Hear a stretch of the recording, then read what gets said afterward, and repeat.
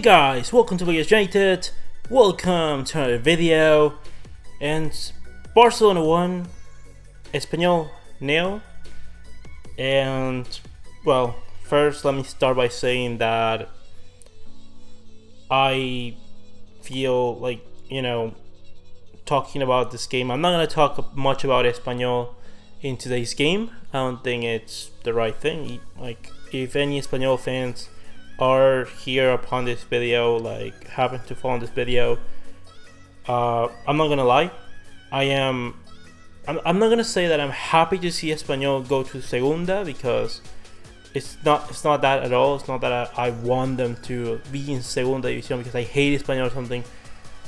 But from a Barcelona fan's perspective, I have to say that it is gonna be an advantage for Barcelona. It's like, I always have to think about what's the best for Barcelona, and the best thing for Barcelona is not to have a team like Espanyol in Primera. And I'm gonna explain it very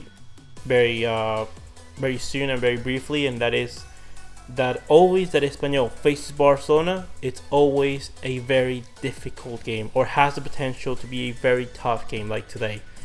Yes, they were fighting to not get relegated, but in other seasons they've been, giving it their all always against Barcelona. When we visit them at their stadium, it's always, the atmosphere is completely different when they face Barcelona than anyone else.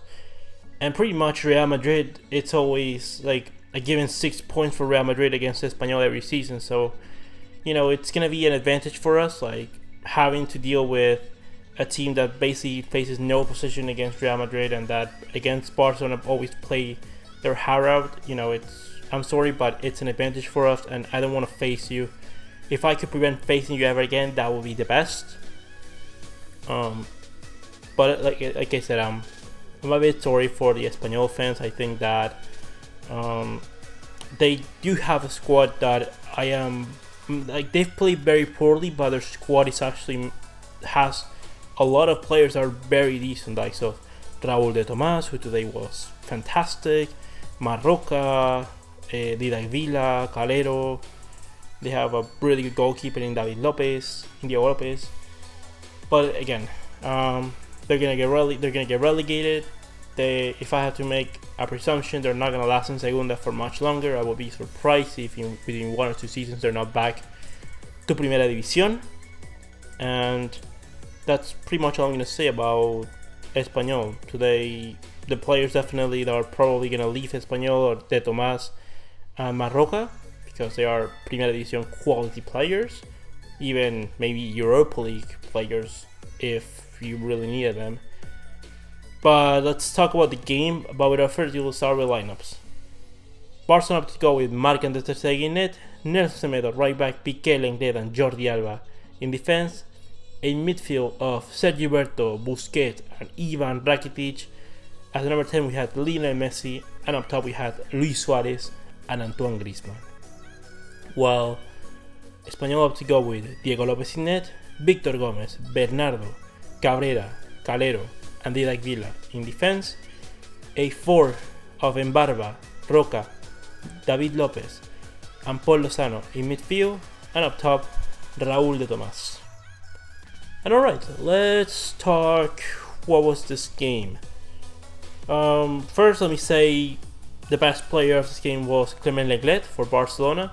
He was a 10. He did everything right today. He was stepping up when he needed to step up, intercepting, just commanding in passes. When we got Ansu Fati sent off, he was the one, to take a bit more responsibly, taking the ball into the midfield and joining with the midfielders. Very impressive today from Lenglet. And I'm pretty, proud. I'm very, glad to see Lenglet, that he can step up to be our main center half for years to come, because losing a player like Umtiti was not gonna be easy to replace, and we've been able to do with Lenglet, in some time that he's earned that starting spot. But he came at Sevilla. He came from Sevilla. It was gonna be always a difficult thing to adapt to Barcelona, but he's adapted fantastically, and he's earned that starting spot with all the merit. From everyone else, I would say Like, obviously the game wasn't going to be like the one against Villarreal, because what we did against Villarreal was playing against a team that, you know, likes to have the ball and that is a bit uncomfortable without it, or at least is not as comfortable with it. They left a lot of spaces for us to abuse, and that's why it was much more of a comfortable game and a better game to watch. Like I said, against Espanyol and these teams that, you know, park the bus, don't expect Barcelona to play a fantastic game. Don't expect to see like a wonderful game, or at least it shouldn't be the main goal. It can happen, but it shouldn't be the main goal. Here the important thing was getting the 3 points, and I want to thank the players because they fought, they gave it their all. They were, you know, Griezmann was, even though he didn't score, he didn't assist, he was participating, he was involved in the creation. He was, you can see much more confidence in this Antoine Griezmann. And that is something that I've wanted to see whole season long. I hope that if we do keep Griezmann for next season, that he's able to, you know, show us this going forward. Messi again creating, had a bit difficult to find spaces just like Griezmann, but, you know, did a few things right. Suarez was non-existent, except for the goal. He was non-existent. I don't know why he wasn't switched earlier. I know that there's gonna be a lot of criticism for Setien today. Like, maybe not a lot, but there's gonna be criticism that there was no Ricky Butch. I'm not gonna criticize it for it, because like I said, these kind of games, the games like Espanyol, like, it would have been different if we would have been nil looking for a goal.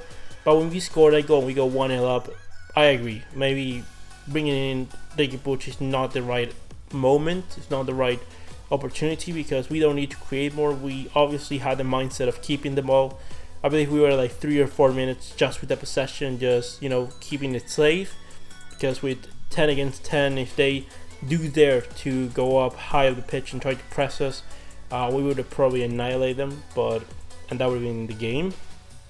I thought that, like, you know, it's not going to be the most brilliant game, but we did what we had to do.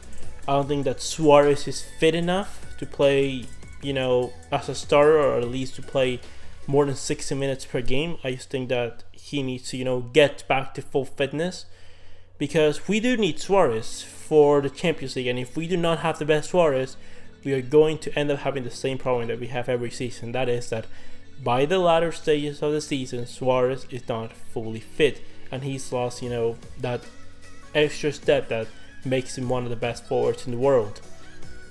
Busquets also a very good game. Rakitic and Sergio Roberto were fine in midfield. Semedo and Alba were, you know, fine. They did a bit of a job. Other than that, there's not much to criticize. We saw a bit of Arturo Vidal, of Braithwaite, of Araujo, but again, not much more than that. It was fine. Everyone did the job today.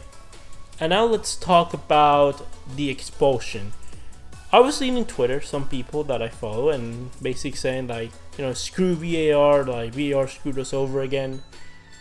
And when I was thinking about the send-up, I was like, at first I didn't think it was a send-up. I thought it was a bit harsh.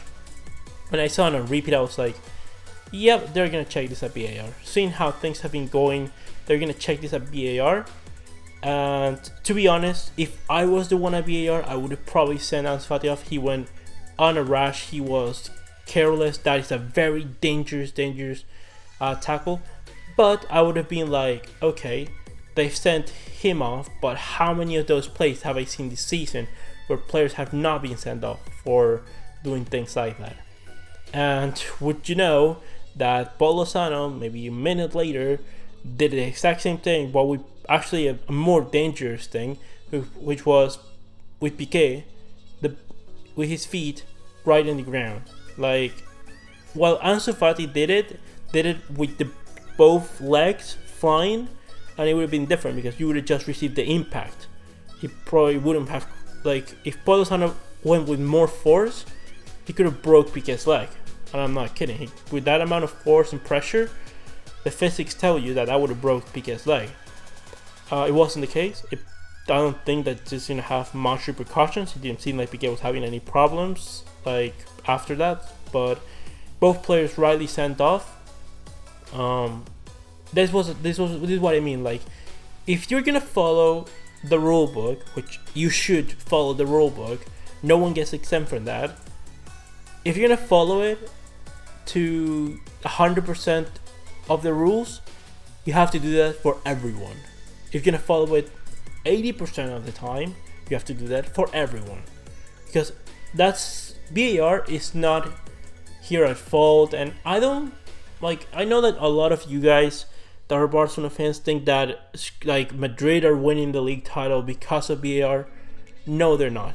No, they're not. We've had our fair share of things called for us, and at times, like, for example, the one that happened in El Clasico, in the first El Clasico, I agree that there should have been some penalties not given to Real Madrid, but we need to analyze them ourselves, that we don't win this league because we lost silly points all season long. We needed to step it up and we didn't.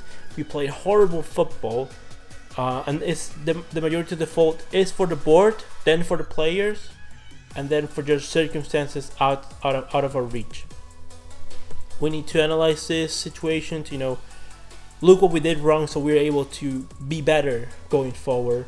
I think it's really important for us to analyze the situation. And the thing that VAR bothers me is not that I think VAR is doing a bad job, it's that the people controlling VAR is doing a bad job. Like, the VAR is a fantastic tool, and in the World Cup, like I'm saying, I'm gonna say it all the time, VAR at the World Cup worked fine. It was not perfect, but within the limits, it was good. Everyone was getting a fair share of the VAR. It was not interrupting as much in every decision like it seems to be doing now for every league. It's not just the Spanish league, it's the Bundesliga, is at the time it was Ligue 1, Serie A, the Premier League. Like, the implementation of VAR needs to improve. I think the rulebook needs to be adapted to having VAR, because we have a rulebook that was pre-VAR, and that I think needs to change because there's some calls that need to be adjusted. And lastly, to finish off the video, probably want to say that the thing that bothers me is not that Madrid is getting this like 8 or 9 decisions of VAR in their favor in a row. That's not the thing that's bothering me. The thing that bothers me is that because they're the ones that have the megaphones, that have the media, the high media, that are able to give them the advantage in terms of what people think in world football, that when it's for them, they stay quiet. But when it's for Barcelona, if this would have happened to Barcelona, you will be listening for it for the next month, 3 months, maybe next year. Like, I'm not gonna go further. What happened against PSG, the comeback, 6-1, I'm still hearing Aitekin. Against Chelsea in 2008-09, Obrevo. Do things that happen at simultaneous moments. I'm still hearing about it, but we're not hearing how I believe there's a video. I will try to talk about it in the next coming videos if I can. There was 15 penalties that were not called for Barcelona in the 2011-12 season, the year that Mourinho does the 100-point mark, that we lose that league with Guardiola. And no one, I've not heard a single thing about it. I had to hear it from a channel on YouTube that mentioned it, because that showed me, because I wouldn't have heard about it. There was also the bunch of non-yellow cards and red card assault that Madrid did in the Copa del Rey final against Barcelona, where we could have won another treble in 2010-2011. So it's all these computation of things where if it's for Real Madrid, they hide it, but when it happens to Barcelona at least once, they make sure that it sticks for the longest time, and that's what I don't think it's fair. But anyways, babbling about, has nothing to do with the video. I'm gonna stop it now. Anyways, once I'm done, guys, leave me your opinions about the season. We have Valladolid, Osasuna, and Alaves left. Let me know your opinions in the comment section below. Comment, like, subscribe, and I'll see you next one. Blaugranas.